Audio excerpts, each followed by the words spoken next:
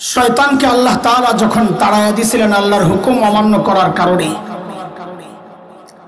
শয়তান আসার আগে আল্লাহকে একটা হুমকি দিয়ে আসছিল। কি হুমকি? যে যাদের কারণে আমাকে তাড়াইছে না আমি কিন্তু এদেরকে ছাড়বো না। শয়তান বলে, قال فبما أغويتني لأقعدن لهم صراطك المستقيم। আল্লাহ যাদের কারণে আমাকে তাড়াইছে না আমি ওদেরকে ছাড়বো না। তারা যেই রাস্তা সিরাতে মুস্তাকিম ধরে আপনার কাছে পৌঁছবে আমি ওই রাস্তায় বসে যাব, আসতে দিব না। শয়তান বড় বাটপার না চালাক? আপনারা বলেন, আমার সাথে একটু কথা বললে আমি অল্পতেই আমার কথাটা গুছাইতে পারবো ইনশাআল্লাহ। বলেন, শয়তান চালাক না বাটপার? চালাক হইলে তো আল্লাহর কথা মানত। যার মাথায় মগজ আছে সে তার রব চিনে, রবকে মানে। কোরআনের কথা সূরা আলে ইমরানে আল্লাহ বলেছেন, ইন্না ফি খালকিস সামাওয়াতি ওয়াল আরদি ওয়া ইখতিলাফিল লাইলি ওয়ান নাহার লাআয়াতিন লিউলিল আলবাব। যার মাথায় মগজ আছে সে তার স্রষ্টা চিনে, যে স্রষ্টা চিনে স্রষ্টা মানে। শয়তান রবের কথা শোনে নাই, বোঝা গেল মাথায় ঘেলু নাই, চালাক না তো কি? একটু কথা বলেন। বাটপাররা কোনোদিন মানুষকে এক পদ্ধতিতে ধোঁকা দেয় না, ধরা পড়ে যাবে। এক এক সময় তার এক একটা। শয়তানও আল্লাহকে এই কথা বলেছে, আল্লাহ আমি আপনার বান্দাকে যে ধোঁকা দিব পদ্ধতি একটা গ্রহণ করব না। সূরা আরাফের 17 নম্বর আয়াত শয়তান বলছে, সুম্মা লাআতিয়ান্নাহুম মিন বাইনি আইদিহিম ওয়া মিন খালফিহিম ওয়া আন আইমানিহিম ওয়া আন শামাইলিহিম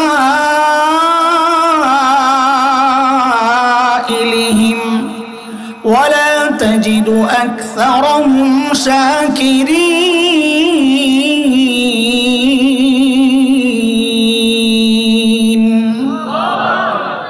যুবক, আমি দিক বলবো, তোমরা সংখ্যা বলবা। শয়তান বলে আমি ধোঁকা দিব সামনে দিয়ে। বলো বলো বলো বলো, সংখ্যা বলবা। সামনে দিয়ে, পেছন দিয়ে, ডান দিয়ে, বাম দিয়ে। কটা হইল?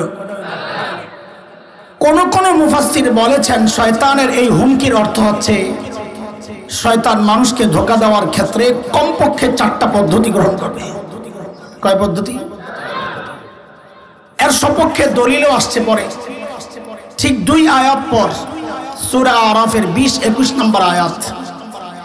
আল্লাহ তাআলা আমাদের বাবা মাকে ধোঁকা দেওয়ার ক্ষেত্রেও যে শয়তান 4টা পদ্ধতি গ্রহণ করেছিল আল্লাহ এটা দেখাইছেন। আল্লাহ বলেন, فوسوس لهما الشيطان ليبدي لهما ما وري عنهما من سوآتهما وقال ما نهاكما ربكما عن هذه الشجرة إلا أن تكونا ملكين أو تكونا من الخالدين وقاسمهما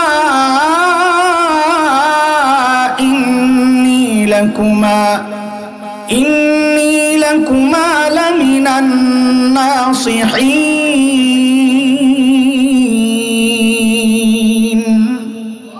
পদ্ধতি কয়টা? তাড়াতাড়ি তাড়াতাড়ি তাড়াতাড়ি বললে আমি কথাটা অল্পতে গুছাইতে পারবো। কয়টা? আগে পদ্ধতিগুলোর নাম মুখস্থ করেন, তাহলে দেখানো আমার জন্য সহজ হবে। শয়তান আমার বাবা মাকে ধোঁকা দেওয়ার ক্ষেত্রে কি কি পদ্ধতি গ্রহণ করেছে ওই পদ্ধতিগুলো আপনাদের সামনে দেখায়া আমরা একটু দেখাবো যে এই সময়ে শয়তান ওই পদ্ধতিগুলো গ্রহণ করে আমাকে আপনাকে এখন কিভাবে ধোঁকা দিচ্ছে। এটা হলো আজকের একটু মিল। বলেন পদ্ধতি কয়টা? পোলাপাইন মুখস্থ করবা। বলো 1 নাম্বার অপব্যাখ্যা। বলেন বলেন পদ্ধতি কয়টা? 1 নাম্বার। আবার আবার 2 অপপ্রচার, শয়তানের ধোঁকা দেওয়ার পদ্ধতি। 2 নাম্বার কি? 3 নাম্বার অপব্যাখ্যা টোপ টোপ। 3 নাম্বার কি বলেন? টোপ বুঝেন তো? আপনার এলাকায় মূলা হয় না? মূলা দেয় না? মূলা ঝুলে, এটা মনে রাখতে পারবেন না মূলাটা ভালো করে? তো বলেন 3 নাম্বার কি? আরে মূলা কর। 3 নাম্বার কি? 4 নাম্বার নেক্সুরতে ধোকা। বলেন 4 নাম্বার পদ্ধতি। আমি আবারও জিজ্ঞেস করি, 1 নাম্বার অপব্যাখ্যা, মাশাআল্লাহ। 2 অপপ্রচার। 3 মূলা, সাবাস। 4 নেক্সুরতে ধোকা। চলেন আপনারা এই নামগুলো মুখস্থ রেখেন আর একটা একটা দেখতে থাকেন। শয়তান যায় সর্বপ্রথম ধোকা দিছে যেই পদ্ধতিতে, ওই পদ্ধতির নাম শয়তান যায় জিজ্ঞেস করতেছে, হুজুর ফল কেন খান না? হুজুর আমি বললাম, শয়তান বলে না আর কি, ভাব ওঠানোর জন্য কথা। ফল কেন খাচ্ছেন না? তো আমাদের বাবা মা বলেছেন আল্লাহ নিষেধ করেছেন। তো শয়তান কি বলে? মা নাহাকুমা রাব্বুকুমা আন হাযিহিশ শাজারা, আশ-শাজারা। ওলামারা তো সহজেই বুঝে যাবে, তলাবারা মারিফা নাকেরার পেজ দিস। এবার আপনারা সাধারণরা বুঝেন। ধরেন এই লাইনে কাঁঠাল গাছ আছে 10টা, নিষেধ করা হয়েছে এই গাছের কাছে যাবেন না। শয়তান যায় জিজ্ঞেস করতেছে ফল কেন খান না? বলে আল্লাহ নিষেধ করছে। বলে আরে হুজুর বুঝেন নাই তো আল্লাহর কথা। আল্লাহ এই যে 1 নাম্বার গাছ আশ-শাজারা নির্দিষ্ট, এই 1 নাম্বার গাছের ফল খাইতে নিষেধ করেছেন। আরো যে 9 গাছ রয়ে গেছে ওটা তো নিষেধ করে নাই। তাইলে আল্লাহর কালামের সর্বপ্রথম ব্যাখ্যা কে দিল? সর্বপ্রথম তাফসীর কে করলো? মুফাসসির হুজুরের নাম কি? কথা বলেন। আরে মুফাসসির হুজুরের নাম কি? কাজী নামের শুরুতে মুফাসসির, 5 তলা টুপি, ইয়া হাবা কাবা, গালের মধ্যে মাখা আটা ময়দা, এটি দেখে কাইত হয়ে যায় না। আগে খবর লাগান লেখাপড়া করছে কই? শয়তান যে আল্লাহর কালামের ব্যাখ্যা দিয়েছে তাও একজন নবীর সামনে। কার সামনে? জোরে বলেন কার সামনে? ও তাইলে দুনিয়ায় বর্তমান যে আকাম চলছে এতে অবাক হওয়ার কিছু নাই। কেন? শয়তান আল্লাহর কালামের ব্যাখ্যা দিয়েছে একজন নবীর সামনে। এখন শয়তানের দূষররা শরীয়তের ব্যাখ্যা দেয় নবীর ওয়ারিস ওলামাদের সামনে। সিস্টেম নতুন না পুরান? বলেন বলেন। রাস্তায় রাস্তায় গান গায়া বেড়াতো, উনিও এখন মুহাদ্দিস। তিনি নাকি সিয়াসিত্তার সব করে লেছে মমতাজ বেগম। সিয়াসিত্তা পয়রা আবার ফাইটটা যায় গানায় কেমনে? ফতুয়া দেয় ফতুয়া। আমরা অবাক হই না কেন? শয়তান আল্লাহর কালামের ব্যাখ্যা দিয়েছে নবীর সামনে। এখন শয়তানের দূষররা দ্বীন আর শরীয়তের ব্যাখ্যা দিবে নবীর ওয়ারিসদের সামনে। এটা অবাক হওয়ার কি আছে? শয়তান যখন দেখলো 1 নম্বরে কাজ হয় নাই, এইবার মারছে 2 নাম্বার। এই 2 নাম্বারটার নাম কি? অপপ্রচার। বলেন ইল্লা আন তাকুনা মালাকাইন। হুজুর ফল কেন খাচ্ছেন না? বলে আল্লাহ নিষেধ করছে। আরে ব্যাকল হুজুর, আল্লাহ কেন নিষেধ করছে বুঝেন নাই তো? বলে কেন? বলে এই ফল খেলে আপনারা ফেরেশতা হয়ে যাবেন, এটা আল্লাহ চায় না। ধোকাটা বুঝছেননি আপনারা? না বুঝলে তো বুঝবেন না। আহলুস সুন্নাহ ওয়াল জামাতের আকীদা হচ্ছে সমস্ত নবীদের মর্যাদা সমস্ত ফেরেশতার উপরে। কোথায় কোথায় কোথায় দাম বেশি কার, নবী না ফেরেশতা? আল্লাহ তাআলা আদমকে বানাইছেন নবী, তিনি ফেরেশতা হতে যাবেন কোন দুঃখে? তাইলে শয়তান আদমকে ফল খাওয়ায়া ফেরেশতা বানাতে চায়া ঠকাইতে চাইছে না জিতাইতে চাইছে? এই সিস্টেম এখনো চালু আছে। ছোটবেলায় আমার ব্রেন খুব সাফ ছিল নাকি, মুরব্বীরা বলেন, উস্তাদরা। তো যখন ছোট্ট আমি 6-7 বছর, আমরা ধানমন্ডিতে তখন যে বাসায় ভাড়া থাকতাম, আমি 80 দশকের শুরুর কথা বলছি। তো বাড়িওয়ালার মেয়েরা ছেলেরা আমাকে নিয়ে পড়াইতো বাংলা ইংরেজি, খুব মজা পাইতো। একবারে বললে পারে, আরে কি জিনিস এটা? তো আমার আম্মাকে বলতেন, খালাম্মা এই মেধাবী ছেলেটারে নষ্ট করেন না। নষ্ট বুঝছেন আপনারা? কি ওই যে আব্বা মাঝে মধ্যে মাদ্রাসা নিয়ে যায়, সায়েন্স ল্যাবরেটরিতে একটা মাদ্রাসা ছিল, এখন মার্কেট হয়েছে, ওখানে নিয়ে যায়, সপ্তাহে একদিন নিয়ে গেলে আর পাঁচ দিন আর যাই না, আমার খুঁজে পাওয়া যায় না। ওই বয়স চলতেছে তখন আমার। ওই সময় বলা হয়েছে আমাকে যেন মাদ্রাসায় দিয়া নষ্ট না করা হয়, আমি বড় দেশ সেরা ডাক্তার হতে পারবো, ইঞ্জিনিয়ার হতে পারবো। এই চক্রান্ত এখনো চলছে ঘরে ঘরে। শয়তান চাইছে নবীকে ফেরেশতা বানাইতে, আর এখন শয়তানের দোসররা চায় আলেম না বানায়া ডাক্তার আর ইঞ্জিনিয়ার বানাইতে। দেখেন ডাক্তার ইঞ্জিনিয়ার সব রাগ করেন না, আপনাকে শ্রদ্ধা, আপনি না হইলে আমি চলবো কেমনি? কিন্তু আমার যে সন্তানকে আমি মাদ্রাসায় পড়াইতে চাই তাকে আপনি বাধা দিতে পারেন না। বাংলাদেশে বহু ডাক্তার বেকার ঘুরতেছে, আগে চাকরি দেন, এরপরে আমার ডাক্তার বানাইতে আইসেন। বহু ইঞ্জিনিয়ার বেকার ঘুরছে, আগে ওদেরকে চাকরি দেন, তারপর কি আলেমকে ডাক্তার বানাইতে আইসেন। এই জায়গায় আর কথা বললাম না। বলেন পদ্ধতি কয়টা? 1 নাম্বার, 2, 3, ভুললা না? শয়তানের পর কি বলে? আও তাকুনা মিনাল খালিদিন।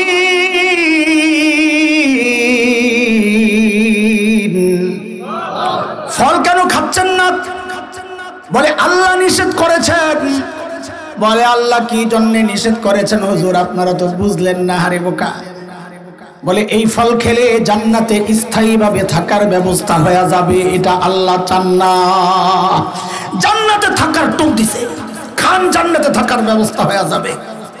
এ ধোকা কি আগে বুঝেন? আল্লাহ তোমার হাওয়াকে জান্নাতে স্থায়ীভাবে থাকার জন্য বানানি নাই।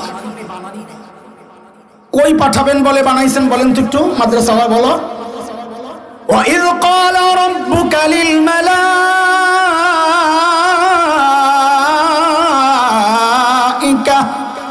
إِنِّي جَاعِلٌ فِي الْأَرْضِ خَلِيفَةً।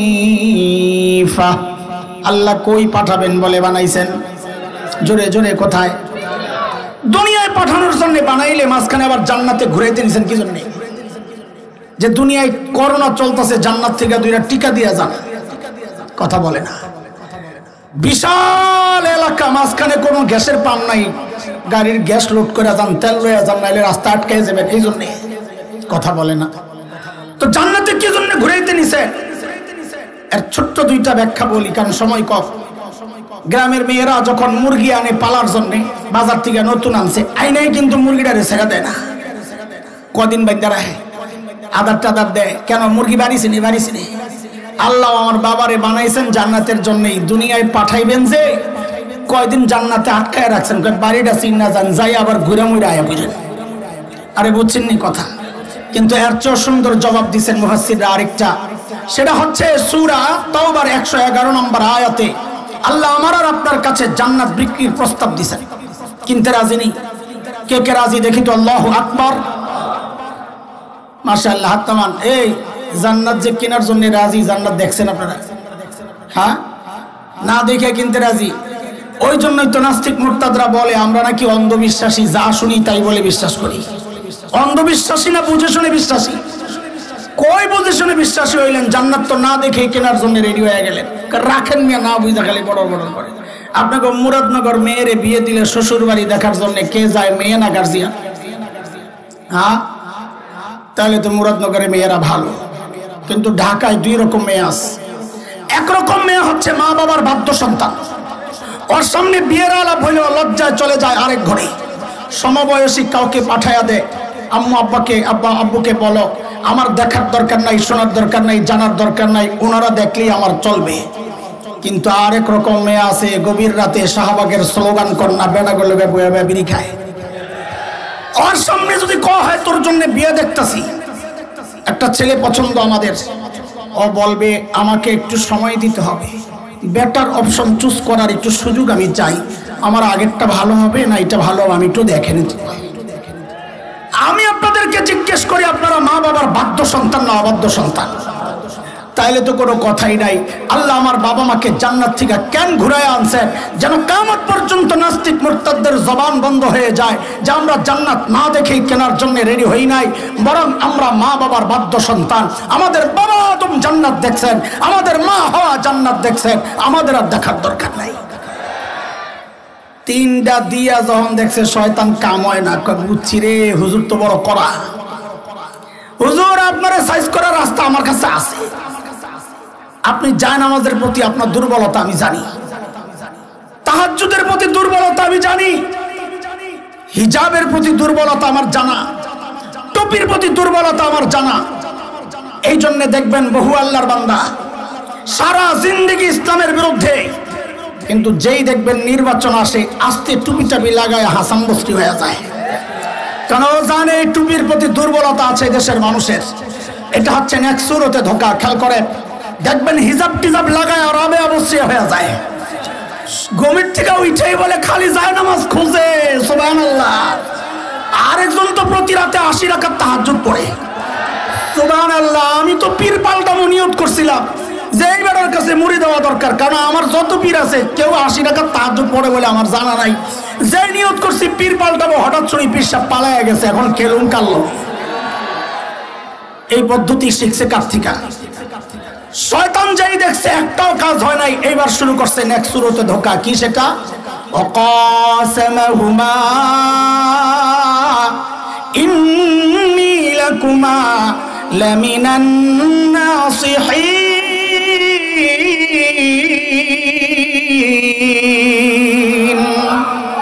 আল্লাহর কসম খায়া কই আমি আপনাকে হিতাকাঙ্ক্ষী, হুজুর আমারে ভুল বুঝেন না। আল্লাহু আকবার। শয়তান যার হিতাকাঙ্ক্ষী হয় তার আর শত্রু লাগে না। ভারত যার বন্ধু হয় তারও যেমন শত্রু লাগে না। এই 16 বছর আমাদেরকে শুধু এই বয়ান গেলানো হয়েছে, ভারত আমাদের বন্ধু। বন্ধু কত কিছু দেয়, সুবহানাল্লাহ। গরু দেয়, আলু দেয়, চিনি দেয়, পেঁয়াজ দেয়, দেয় আর দেয়, দেয় আর দেয়। যেই বাংলাদেশ থেকে যাওয়ার মাখন যাওয়ার পাইপটা বলাবেন 5 তারিখে কাইটা দিল, সব দেওয়া বন্ধ করে এখন খালি হুমকি দেয়, হুমকি দেয়, হুমকি দেয়। শুরুতে খুব গরম, পেজ দিবে না, আমরা বলি দিস না, তোকে পেজ লাগবো না। কেন? আমগো আপাই শিখাইয়া গেছে পেজ ছাড়াও তরকারি রান্ধন যায়, খামো না তোকে পেজ। যেই মেরুদণ্ড সোজা করে একটু বইছি, লাগবো না পেজ। এখন দেখি বস্তা সামনে লইয়া বয়া বয়া কান্দে। দাদা কি খবর? দাদা দিনকাল ভালো যাচ্ছে না দাদা। কেন, কি সমস্যা? বাংলাদেশিরা পেজ নিচ্ছে না দাদা। তো তোরা খা, খাওয়ার সেই কলিজা নাই, খাইতো কলিজা লাগে। যাদের বাড়িতে মেহমান গেলে ছোট্ট একটা এতটুকু কৌটার মতো একটা মাটির ওয়ান টাইম এই কাপ, এই ছোট্ট, এটার মধ্যে অল্প একটু চা দিবে, চিকন একটা টোস্ট বিস্কুট দিয়ে বলবে কি দাদা পুরোটা খেয়ে নিয়ে। দাদা বলবেন তোরা কথা বুঝোস না। বোন গেছে ভাইয়ের বাড়িতে, ভাই গেছে বোনের বাড়িতে বেড়াইতে দুপুর বেলা খাওয়ানোর টাইম, ভাই কলিং বেল টিপে টিপে টিপে, বোন কথাও কয় না, দরজাও খোলে না, ঘরে কেউ নাই, এমন একটা বাপ। ভাই বুঝছে কাহিনী কি, জানালার কাছে যায় বলে দিদি আমি কিন্তু খেয়ে আসছি। দিদি তাড়াতাড়ি দরজা খোলে আর বলে আগে বলবি না, ওরা কি পেজ খাবে। এই জন্য মাঝে মধ্যে ওদের কলিজা শুকাইতে শুকাইতে তো হাড্ডি হয়ে গেছে, রুচি এত নোংরা। মাঝে মধ্যে যখন দেখি সীমান্তে এসে আমার দেশে ঢুকার একটা ভাব লইতেছে, আমি কই এই মুহূর্ত নাই। কেন? আরেকটা দেশ দখল করার মতো উন্নত চরিত্র, উঁচু মানসিকতা, শক্তিশালী মানসিকতা লাগে। যাদের রুচি এত নোংরা, এরা আরেক দেশ দখল করার মতো হিম্মত রাখে না। এই জন্য আমরা যখন দেখি আমাদের দেশ দখলের হুমকি দেয়, কে কি অবস্থা জানি না, আমি কিন্তু ভয় পাই না। কেন? আমি জানি এটা সম্ভব না ওদের জন্যে। বরং তাদেরকে বলি কি বাংলাদেশ দখল করার আগে নিজেদের হাগার জায়গা ঠিক করে এখনো রাস্তাঘাটে মলত্যাগ করে। বিশ্বাস করেন না আপনারা, আমরা যখন দেওবন্দে যাচ্ছিলাম তখন দেখছি আল্লাহ, ট্রেন লম্বা সফর 36 ঘন্টা। আমাদের যেই ট্রেনে উঠছিলাম অমৃতসরের, দিন যায় রাত আসে, রাত যায় দিন আসে, সময় তো যায় না। সকাল হইলেই জানালার কাছে যাইতাম নতুন এলাকা দেখার জন্য। আয় আল্লাহ, মাঝে মধ্যে যাইয়া জানালার কাছে যাই তো লজ্জায় চোখ ফিরিয়ে নিতাম, এই কি অবস্থা। কেন? দেখতাম কি রেল লাইনে লাইন ধইরা বইছে ফ্যামিলি প্যাকেজ, জুয়ান বুড়া নারী পুরুষ যা আছে এরকম চিকুন বোতল একটা লইয়া চুপচাপ বইয়া রয়েছে। বেডিরা ইজ্জত রক্ষায় ঘুমটাটারে টাইনা পিছন দিয়া খালি কাম সারতাস। এরা বলে আমার দেশ দখল করবো কতদিন। আমি কই কাকু দাদা সাহস করে ঢুকে যা, খেলা হবে। আরে খেলবো, ঢোক। ছোটবেলা থেকে যাই জিহাদি চেতনা লালন করছি, প্রয়োগ আর বাস্তবায়নের জন্য সুযোগ তো পাচ্ছি না। তোরা না ঢুকলে ঢুকে যা। বাংলাদেশ দখল করার হুমকি দাও। মুসলমান কোন নির্দিষ্ট ভূখণ্ডের চিন্তা করে না, মুসলমানের চিন্তা গোটা দুনিয়া ব্যাপী। আলহামদুলিল্লাহ আমাদের স্বপ্ন বাস্তবায়ন শুরু হয়ে গেছে। তাকায়া দেখ, সিরিয়ায় কালিমার পতাকা উঠে গেছে, আফগানিস্তানে কালিমার পতাকা উঠে গেছে। আরে আমার দেশ কি করার টিমের দখল করবি? বরং আমরা তো স্বপ্ন দেখি ইনশাআল্লাহ খুব শিগগির দিল্লির লালকেল্লায় আবারও কালিমার পতাকা পথ করবে ইনশাআল্লাহ।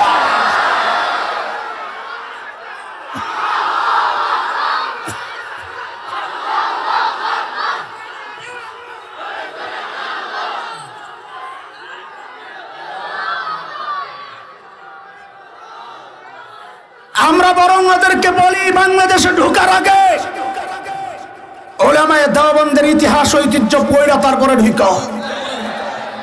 তাদের রোহানি সন্তানরা, শাইখুল হিন্দের রোহানি সন্তানরা এই জমিনে বসবাস করে। আমার কাবির আসলাফের ইতিহাস হচ্ছে উলামায়ে দেওবন্দের রক্ত যখন এই ভূমিতে স্পর্শ করেছিল, ব্রিটিশ লাল কুত্তারা পালাতে বাধ্য হয়েছে। উলামায়ে দেওবন্দের রক্ত যখন আফগানিস্তানের জমিন স্পর্শ করেছিল, রাশিয়ার শ্বেত ভল্লুকেরা পালাতে বাধ্য হয়েছে।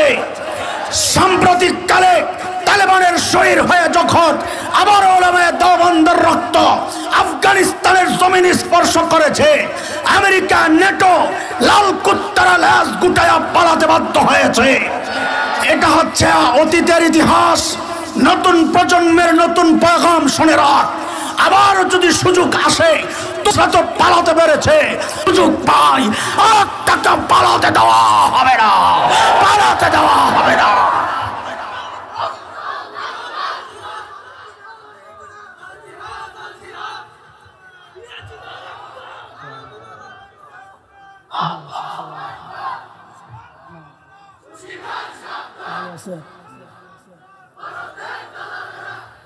মুহতারাম হাজরিন, পদ্ধতি করা তাড়াতাড়ি কপলাবাদ সময় কপ মনে আসেনি।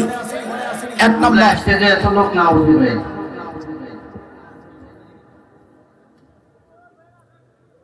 আল্লাহ বলেন, এক নম্বর, 2, 3, 4। সাবাস বেটা। চলেন এবারে একটারে পোস্টমর্টেম করি এই সমাজে। আমি বরং বলি কি, সহজে বুঝেন, শয়তানের ধোকাগুলা সব পুরাতন, কিন্তু বাটপার হওয়ার কারণে ও খালি নতুন নতুন প্যাকেট সামনে পেশ করে। জিনিস আগেরটাই। বলেন জিনিস কি? সময়ের আলেমদের কাজ হচ্ছে ওই প্যাকেট ছিঁড়া ভিতরের জিনিস দেখা দেওয়া আপনাকে, ভাই জিনিস কিন্তু আগেরটাই। বুঝে আসছে না কথা? বলেন এক নম্বর, অপব্যাখ্যার একটা নমুনা আপনাকে শোনাই। দেখেন, এই কথা কইস না রে, বাংলাদেশের বহু মাজার আছে, মুরাদনগর তো নাই। আচ্ছা শুনছো, ওই মাজারে অনেক বাবারা থাকে। সেটা হলো কেউ শেকল বাবা, তালা বাবা, ছালাসা, খেতাসা, বদনাসা, এখন খালি বাকি আছে ফিডাসা। এগুলার চুল দাড়ি মাশাআল্লাহ জটলা দেখলে বোঝা যায় কয়েক বছরেও গোসল করে নাই। তো গোসল না করলে নামাজ কেমনে পড়বো? নামাজও পড়ে না। এই অপব্যাখ্যার সুরত দেখাইতেছি, খেয়াল করে। এদেরকে যদি জিজ্ঞেস করা হয় নামাজ কেন পড়ছ না, তো কব কোরআনে আছে একই নায়া বললে, এই যে অপব্যাখ্যা, একই নায়া বললে নামাজ লাগে না। কোরআনের আয়াত কি? ওয়া'বুদ রাব্বাকা হাত্তা ইয়াতিয়াকাল ইয়াকিন। তুমি তোমার রবের ইবাদত করো তোমার ইয়াকিন আসার আগ পর্যন্ত। সমস্ত মুফাসসির বলেন এই ইয়াকিন মানে হচ্ছে মৃত্যু। ইয়াকিন মানে আর ওরা একিন মানে অন্তরের বিশ্বাস।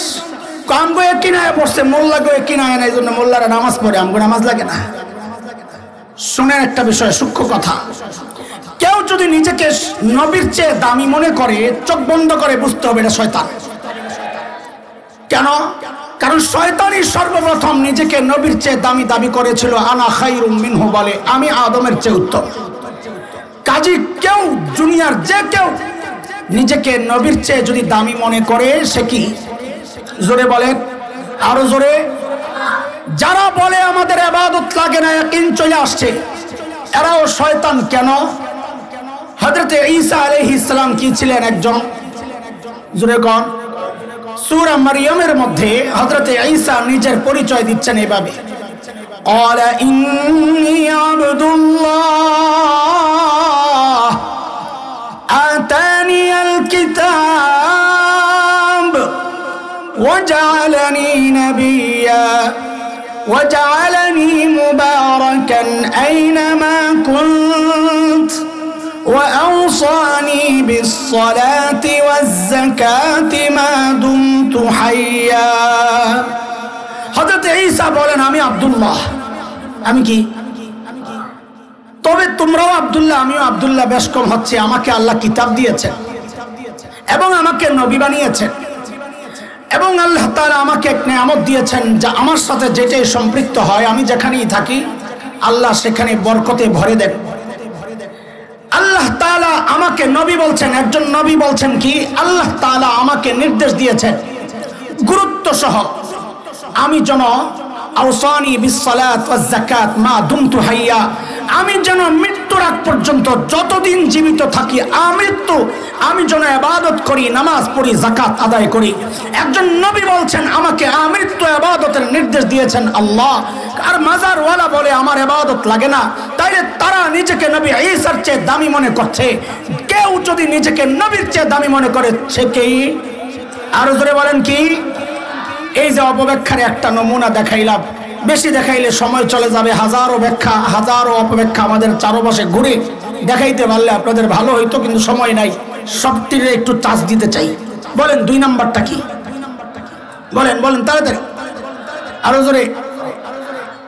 বাংলাদেশে এই মুহূর্তে ভয়ঙ্কর সবচেয়ে বড় যে সিস্টেমটা চলছে, এটার মধ্যে অন্যতম একটা হচ্ছে অপপ্রচারের মাধ্যমে শয়তান মানুষকে দিন থেকে দূরে সরাতে চায়। যেমন যেমন আপনাদেরকে একটা উদাহরণ দিই। এই যে এখন ডিসেম্বর চলতেছে, জানুয়ারি চলছে, বহু স্কুল কলেজে দেখবেন খেলাধুলার প্রতিযোগিতা চলছে।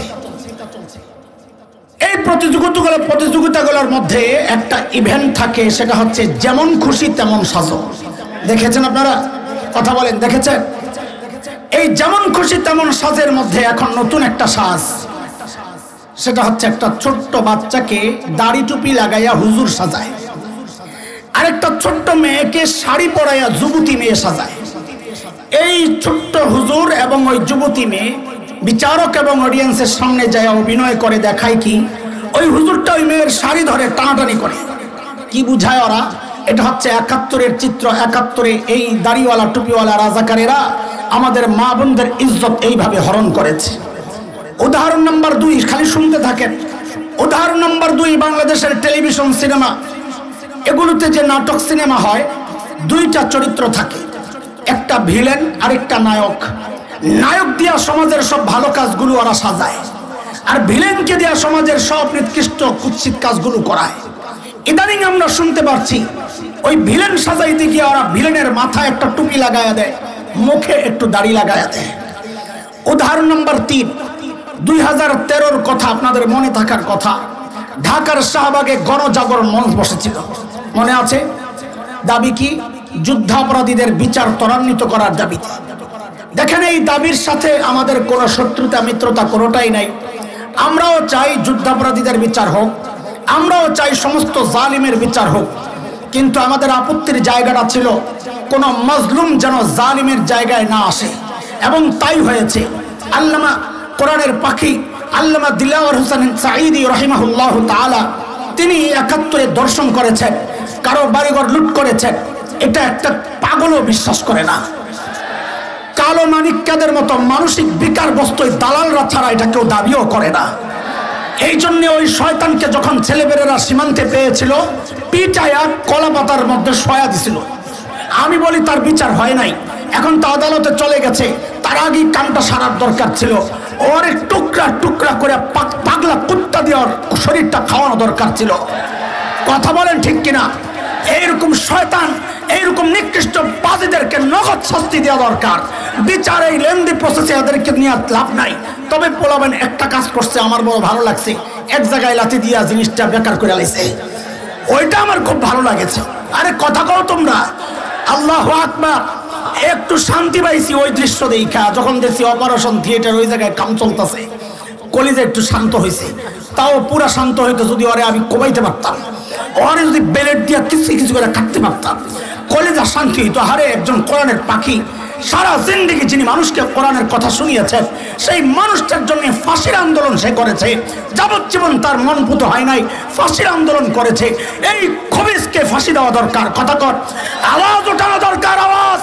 এই নিষ্পাপ মানুষগুলোকে যারা আদালতে নিয়ে বেইজ্জতি করেছে, যুগ যুগ ধরে দিনকে দিন ফাঁসির কাস্টে ঝুলানোর জন্য কন্ডেম সেলে রেখে নির্যাতন করেছে, পুশ করে করে মৃত্যুর দিকে ঠেলে দিয়েছে, এদের প্রত্যেকটাকে ধরে ধরে প্রকাশ্যে ফাঁসিতে ঝুলানো দরকার, ফাঁসিতে ঝুলানো দরকার। মুহতারাম হাজরিন, কথা শুনেন, কথা শুনেন। সেই 2013-র কথা, ঢাকার শাহবাগে গণজাগরণ মঞ্চের সেই উত্তাল দিনগুলোর উত্তাপ আমার শরীরে খুব লাগতো। কেন?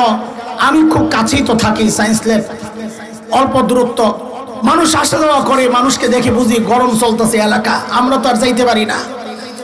তো একদিনের গল্প শোনাচ্ছি আপনাদের, দেখেন কারো শোনা গল্প আপনাদেরকে শোনাচ্ছি না, আই উইটনেস, আমার সাথেই হওয়া ব্যাপার, আমি চাক্ষুষ সাক্ষী, সোজা কথাই বলবো। সায়েন্স ল্যাব মোড়ে একটা লম্বা ফুট ওভার ব্রিজ আছে, কেউ দেখেছেন? পায়ে হেঁটে রাস্তা পার হওয়ার ব্রিজ। একদিনের গল্প। উত্তর দিক থেকে দক্ষিণ দিকে ছিল আমার গন্তব্য। দক্ষিণ দিক থেকে এক মা তার ছোট্ট বাচ্চাকে নিয়ে উত্তর দিকে যাচ্ছে, ব্রিজের উপর আমাকে ক্রস করবে। মা এবং ওই বাচ্চার বেশভূষা দেখে, তাদের গেট আপ সেট আপ, সাজসজ্জা, পোশাক আশাক দেখে আমার বুঝতে কষ্ট হয় নাই তারা গণজাগরণ মঞ্চ থেকেই এসেছে। এতে আমার কোনো আপত্তি নাই, এটা তো মায়েরই কাজ, সন্তানের হৃদয়ে ইমানি চেতনা জাগ্রত করা, দেশপ্রেম জাগ্রত করা, এটা তো মায়েরই কাজ। কিন্তু বিপত্তি বাঁধলো কোথায়? ওই মা যখন আমাকে ক্রস করবে, সে তার সন্তানকে আমাকে দেখায়া দেখায়া শেখায়া দিচ্ছে বলার জন্যে, বলো বলো তুই রাজাকার, তুই রাজাকার, তুই রাজাকার। এরা দোস্ত আমাদের স্পষ্ট কথা, 1971-এর মুক্তিযুদ্ধতে দাড়ি আর টুপির বিরুদ্ধে হয় নাই। 71-এর মুক্তিযুদ্ধ ছিল মজলুমের প্রতিরোধ, জালেমের বিরুদ্ধে। তোমরা যেই ভাষণ নিয়ে গর্ব করো 7ই মার্চের, সেই তত্ত্ব ভাষণ যা মানুষকে আন্দোলিত করেছিল, সেদিন তিনি বলেছিলেন এবারের সংগ্রাম মুক্তির সংগ্রাম, রক্ত যখন দিয়েছি আরো দেব, এদেশকে মুক্ত করে ছাড়বো ইনশাআল্লাহ। স্বাধীনতার আওয়াজে ইনশাআল্লাহ উচ্চারিত হওয়া সেই ডাক কোনোদিন ইসলামের বিরুদ্ধে হতে পারে না। ইতিহাস আমরাও পড়েছি, তোমরাও আর একবার পাঠ করো। যাও ঢাকার আগারগাঁয়ে জাদুঘর আছে, মুক্তিযুদ্ধ জাদুঘর, সেখানে যায় দেখো, ইতিহাসের সাক্ষী হয়ে আছে, বহু পোস্টার দেয়ালে সাঁটানো আছে রাজাকারদেরকে ধরার দৃশ্য। আমরা দেখেছি অধিকাংশ রাজাকারের মুখে দাড়ি নাই, মাথায় টুপি নাই। বরং কয়েক বছর আগে আমরা দেখেছি এক সংগঠন মুক্তিযোদ্ধাদেরকে সম্মাননা ক্রেস্ট দিয়েছিল, আমরা গর্বের সাথে লক্ষ্য করেছি অধিকাংশ মুক্তিযোদ্ধার মুখে দাড়ি, মাথায় টুপি। তাইলে আমাদের জানতে চাওয়া, এরা কারা যারা মুক্তিযুদ্ধকে দাড়ি আর টুপির বিরুদ্ধে দাঁড় করাতে চায়? আমাদের স্পষ্ট কথা, এরা হচ্ছে নব্য আবু জাহেল। ওই যুগের আবু জাহেলরা নানান প্রক্রিয়ায় চাইতো মানুষকে কোরআন থেকে দূরে সরানোর জন্যে। লা তাসমাউ লিহাযাল কোরআন ওয়ালগাউ ফি, এইভাবে বলতো কোরআন শুনবা না, কাউকে শুনতে দিবা না।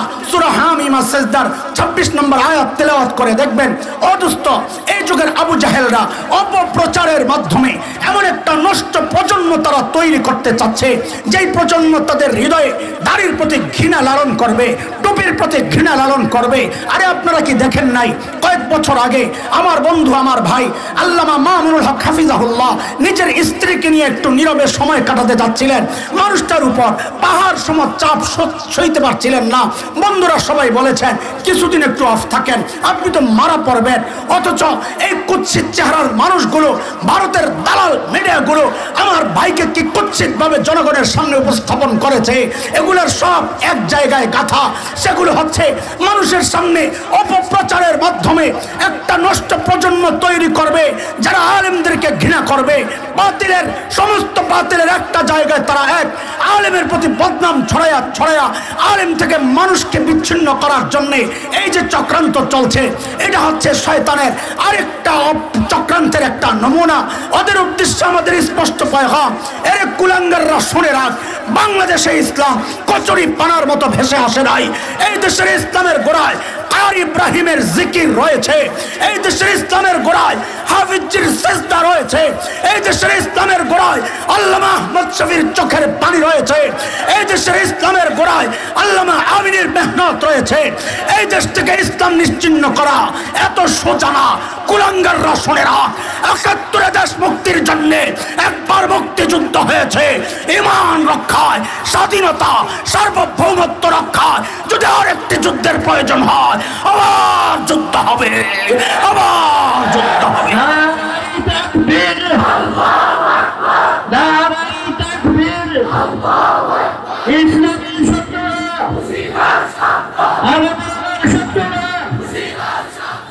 নারায়ে তাকবীর।